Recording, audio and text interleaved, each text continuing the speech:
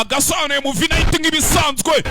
Pentagon Kicukiro Blood Brothers upe jambo kurindi ilengo na idom chenire uracyeka ubuzima uzaba mama kugera ryari Alif hakuno idom godulu hindura ubuzima bwawe mbere ya byose ubone guhindura ubw'abandi Nyagasani. Agasone mu V90 Kicukiro Pentagon House hitwa Antonove twirira show kuri wa kabiri.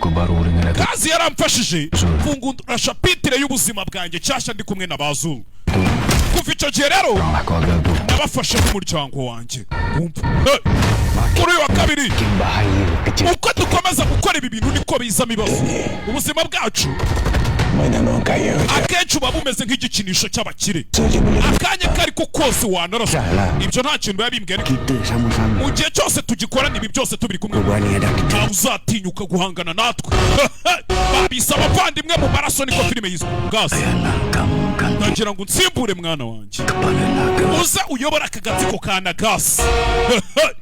Turi kumwe na DJ Mali MC Nice Dre. Umugabo wanje ntago yarakwiriye gupfa pfiririnjo nk'iriya.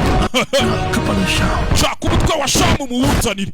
Warebye nyinshi iyi niyo filime ya mbere ya action ya 2025 ijikura izindi zose. Amaraso ahorerwa n'imaraso. Hakuno agasone mu V90 Kicukiro Pentagon kuri wa kabiri. Turi kumwe na DJ Mali, turi kumwe na MC Nice, Mikorojeni Wibide Gas. Ese turi gukora ikintu cyanyacyo buriya nta bundi buryo twabikora. Rero ntabwo nashyira ubuzima bw'abasore banje mu byago kubera umugabo umwe wapi.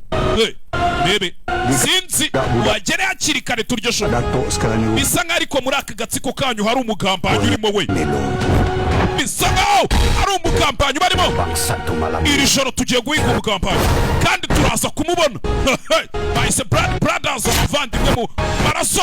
Sinzi warebye ngo za John Wick Baba Yaga mwarebye iki nibayise Blood Brothers Baranaga muhigwa mugambanyi paka mumufashe mama we ndu mugabo ndarakwizeye nagwaye muri kimwe kikwaryiwe nanjye ko nacyo ntaguhaye Nyagasani sore nasubiranamo warebye filime za siyo warebye ihe Blood Brothers Baranaga wararebye filime nka John Wick Baba Yaga. Iyi filime ntigucike ni kuri wa kabiri Kicukiro Pentagon House hitwa Antonove.